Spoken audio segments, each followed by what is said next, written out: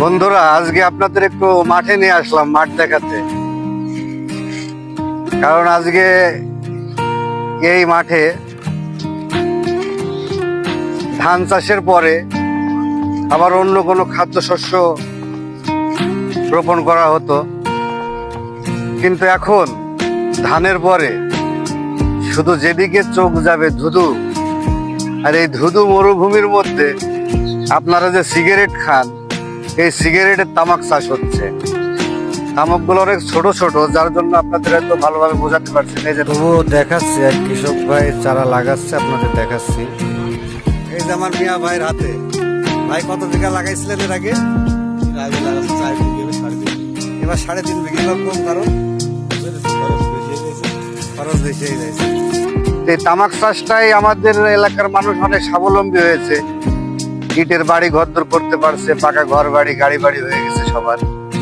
অনেক লাভজনক চাষ, কিন্তু বর্তমানের মানুষ এখনো বুঝে উঠতে পারে না এটা লাভজনক চাষ না, এটা হলো বাসজনক চাষ। এই তামাক আমাদের মাটির উর্বর ক্ষমতা কমিয়ে দেবে। এক সময় এই মাটিতে আর কোনো খাদ্যশস্য উৎপাদন হবে না।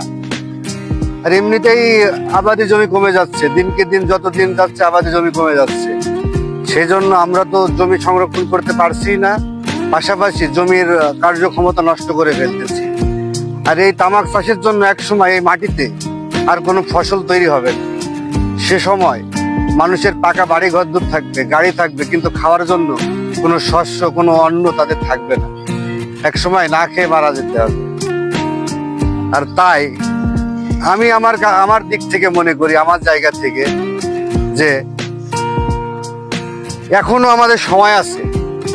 হয়তো আমরা ক্ষণিকের জন্য ভালো কিছু পাচ্ছি, গাড়ি বাড়ি করতেছি, কিন্তু এক সময় গাড়ি বাড়ি থাকবে, খাবার থাকবে না। তাই ভাই, না খেয়ে মরার চাইতে ছেঁড়া জামা কাপড় পরে থাকাও ভালো। তাই আমি মনে করি যে সকলে এখনো এই তামাক চাষ থেকে বিরত থাকুন এবং খাদ্যশস্য উৎপাদন করুন, যাতে আমাদের বাইরের থেকে কোনো খাবার আমদানি না করা লাগে। আজকে আমদানি নির্ভর বলেই দেশে অত বিশৃঙ্খলা।